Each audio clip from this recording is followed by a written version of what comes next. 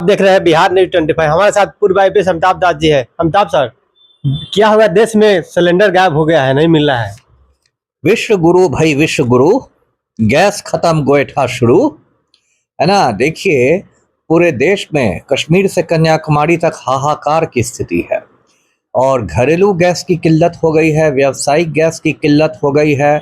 पूरा हिंदुस्तान लाइन में लगा हुआ है और ये जो भी आज स्थिति है, विकट स्थिति, ये हमारे नकारा प्रधानमंत्री नरेंद्र मोदी की वजह से संभव हुई है। देखिए, दर्शकों को सारा मामला पता ही होगा। 28 फरवरी को, यानी कि आज से 12 रोज पहले, ईरान पर अमेरिका और इजराइल ने बहुत बड़ा हमला कर दिया और हमला इतना बड़ा था कि उसमें ईरान के जो सर्वोच्च नेता थे अली खमेनी, वो शहीद हो गए। उसके बाद ईरान ने भी बहुत बड़ा पलटवार किया, मिसाइलें दागनी शुरू की और ईरान ने क्या किया कि हॉर्मुज का जो समुद्री रास्ता है पश्चिम एशिया में, उसको बंद कर दिया।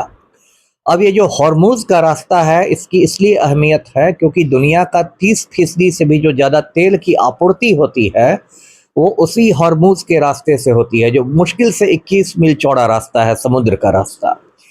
और ईरान ने कहा है कि सिर्फ वो रूस और चीन के जहाज़ों को उससे गुजरने देगा, क्योंकि रूस और चीन ने इस युद्ध में ईरान की मदद की है। और क्या हो गया है कि भारत की पूरी तेल की जो आपूर्ति है वो बाधित हो गई है।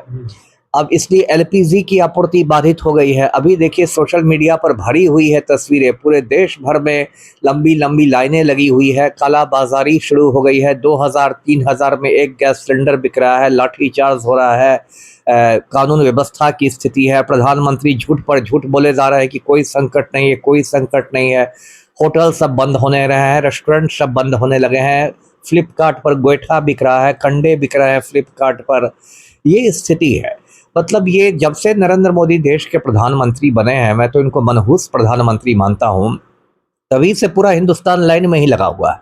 आपको नोटबंदी याद होगी, जब नोटबंदी हुई थी तो पूरा हिंदुस्तान लाइन में लगा हुआ था, नोट बदल रहा था। फिर कोरोना महामारी आई तो पूरा हिंदुस्तान लाइन में लगा हुआ था ऑक्सीजन सिलेंडर के लिए।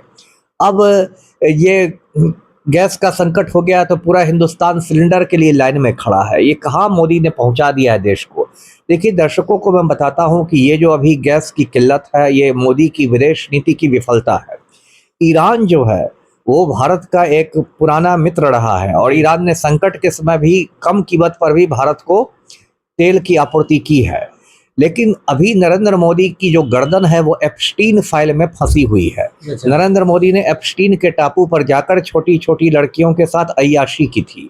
अब उसी का वीडियो डोनाल्ड ट्रंप के पास है, उसी का सीडी डोनाल्ड ट्रंप के पास है, अमेरिका के राष्ट्रपति के पास। तो वो मोदी को धमका धमका के अपनी सारे काम कराता है। डोनाल्ड ट्रंप तो खुल के बोलता है कि मैं जब चाहूं मोदी को बर्बाद कर दूं, और ट्रंप के सामने मोदी एकदम नरेंद्र मोदी से सरेंडर मोदी हो गए हैं, ट्रंप की गुलामी करने लगे हैं। और इसलिए ट्रंप को खुश करने के लिए संकट की घड़ी में मोदी ने ईरान का साथ छोड़ दिया।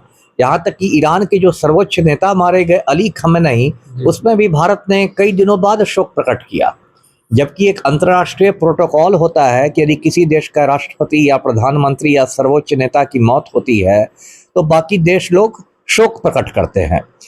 तो ये भी करना चाहिए था, लेकिन वो भी मोदी नहीं कर रहे थे। जब सोनिया गांधी ने आलोचना की है सरकार की, तब जाके सरकार की नींद टूटी है, तब जाके विदेश सचिव ने भारत की ओर से शोक प्रकट किया है। इसी तरह एक ईरान का युद्धपोत आया था, भारत आया था, विशाखापत्तनम से लौट रहा था युद्ध अभ्यास करके, और श्रीलंका के पास अमेरिका ने उसको डुबा दिया। उसमें ईरान के बहुत सारे नौसैनिक मारे गए। एक तरह से उसका भारत पर ही हमला मानिए, क्योंकि वो जो जहाज था भारत के निमंत्रण पर ही आया था, हिंदुस्तान का मेहमान था। उसके बाद एक चाबहार बंदरगाह है ईरान पर, जिसको ईरान ने भारत को दे दिया था डेवलप करने के लिए। और उस चाबहार बंदरगाह पर डोनाल्ड ट्रंप ने हुक्म दिया सरेंडर मोदी को कि आप ये बंदरगाह खाली कर दीजिए, तो उसके लिए भी मोदी जी राजी हो गए हैं।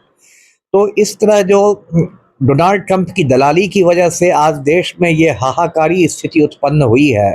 और यदि ये युद्ध कुछ और खिंचा गया, अभी तो युद्ध के 12 दिन ही बीते हैं, मान लीजिए महीना, 2 महीना, 6 महीना खिंचा गया, तब तो ऐसी स्थिति हो जाएगी जिसकी हम और आप कल्पना नहीं कर सकते हैं।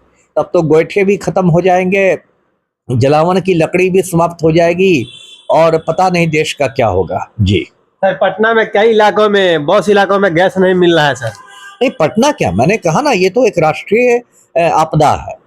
सिर्फ पटना की कहानी थोड़ा है, ये तो कश्मीर से कन्याकुमारी तक एक ही कहानी है।